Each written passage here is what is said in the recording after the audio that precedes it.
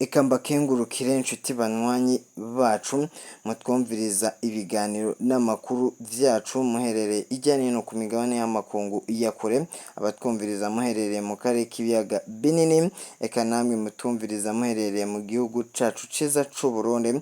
Turi kw'igenekerezo rya 16 Ruhuhuma 2024, tukaba tugarukanye amakuru atosoye aba yatojwe n'abamenyesha makuru bacu baherereye ijya nino cane kumwe mwahejeje gufyonda sabone. Ku batarabikora raba munsi y'iyi video uracubona ijambo sabone, ufyondeko uracubona ari akazogera nako nyene ufyondeko, hama tuje tubana mu makuru n'ibiganiro tubagezaho hano kuri imbonesha kure yanyu kandi yacu.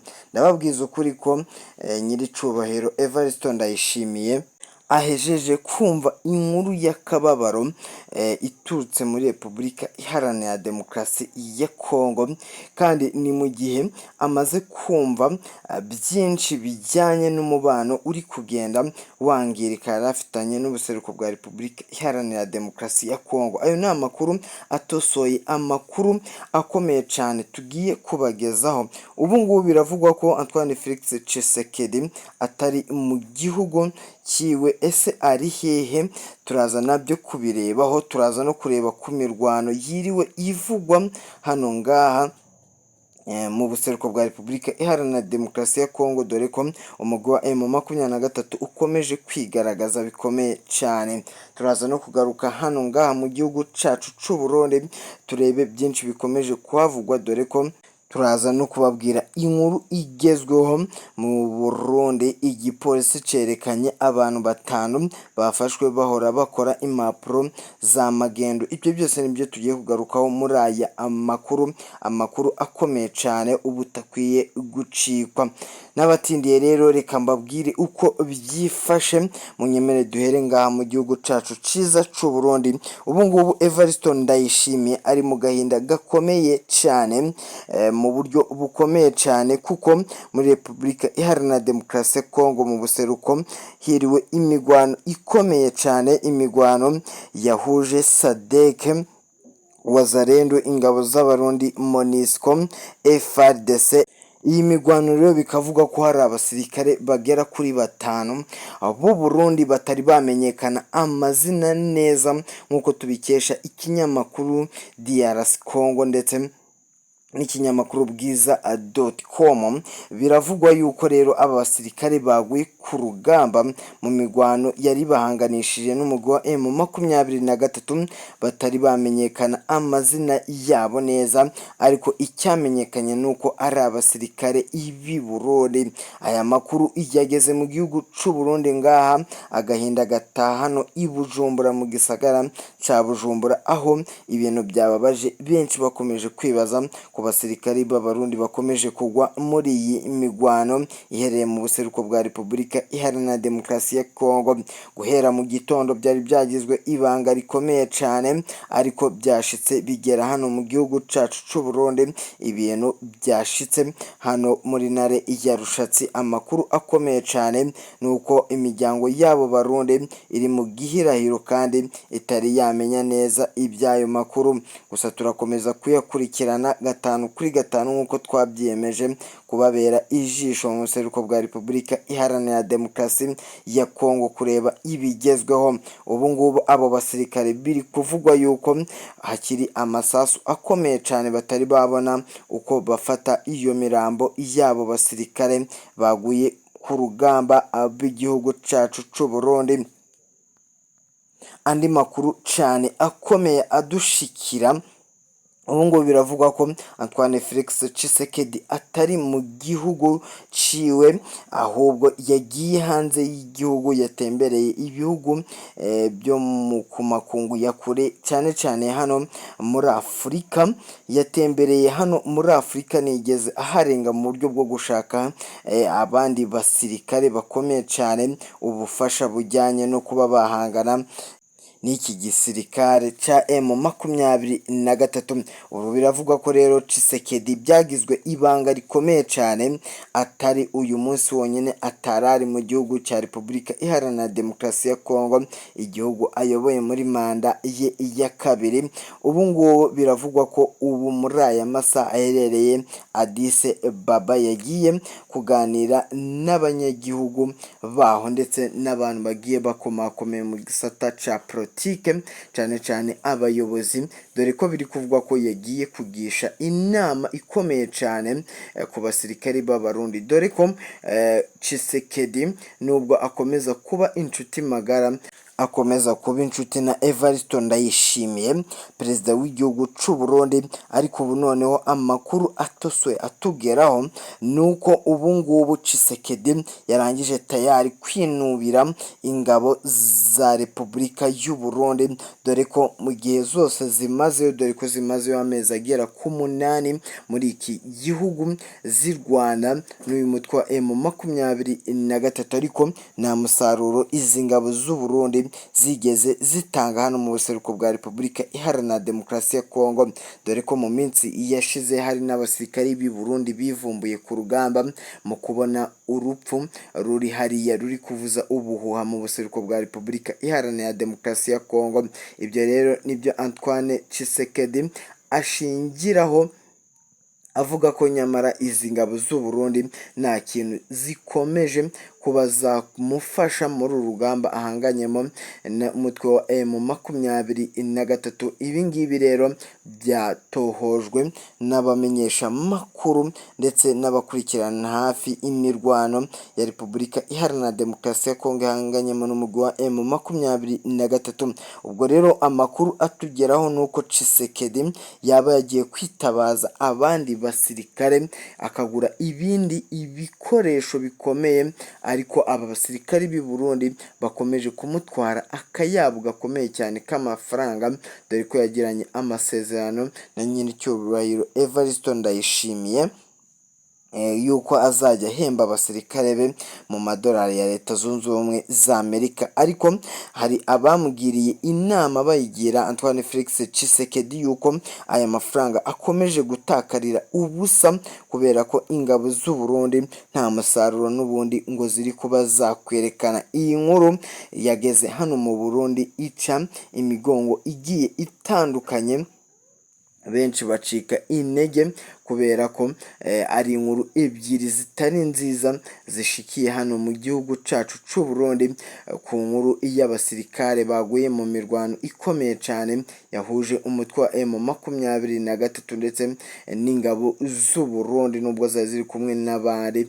Rero abagera kuri uwo mubare bagenda bapfa bazira kuraswa bikomeye cyane. Ubu amakuru atugeraho nuko baciwe baraswa nabi bikomeye cyane, nk'abarashwe mu nda, amaguru ndetse n'umutwe. Abasineyipa b'umutwe wa M23 bakaba babakozemo akazi, dore ko hari n'andi makuru atugeraho avugwa hano ku ngabo z'u Burundi yuko arizo zikomeje gupfa cyane, hashobora kuba harimo akagambane gakomeye cyane. Ni mu gihe FARDC yo ihunga urugamba ndetse yanaruzaho ikajya inyuma igashora abanyamahanga imbere, harimo n'ingabo z'u Burundi.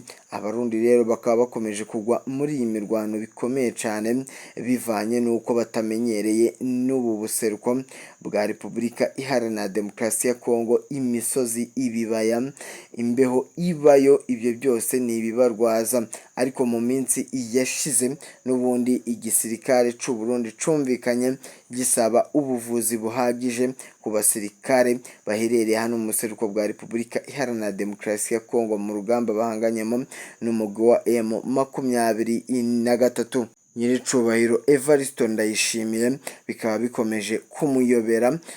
Bamwe barasesengura bavuga ko aramutse atakaje ubu bushuti afitanye na Antoine Felix Tshisekedi byaba bimurangiriyeho, kuko ntiyakira abanyagihugu b'abarundi hano baburiye abasirikare hano muri iki gihugu cya Repubulika Iharanira Demokarasi ya Kongo, abajenerali bagiye bakomakomeye, dore ko ari abajenerali bakeya bumvikana kuri iyi ngingo yo kohereza abasirikare hano mu gihugu cya Kongo, ariko abenshi harimo na Prime Niyongabo ushinzwe igisirikare hano mu Burundi bakaba batumvikana kuri iyi ngingo.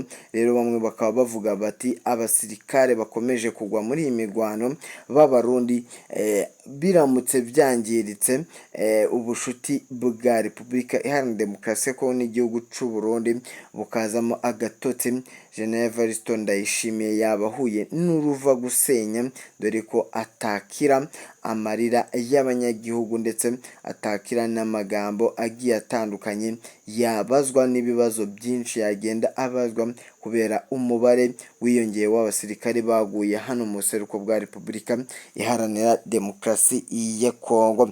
Munyemerere duhindure ingingo twerekere ku mirwano ikomeye cyane yatangiye muri iki gitondo ryo ku igenekerezo rya 16 Ruhuhuma 2024. Imigwano yiriwe hano mu buseruko bwa Repubulika Iharanira Demokarasi ya Kongo yari ikomeye cyane.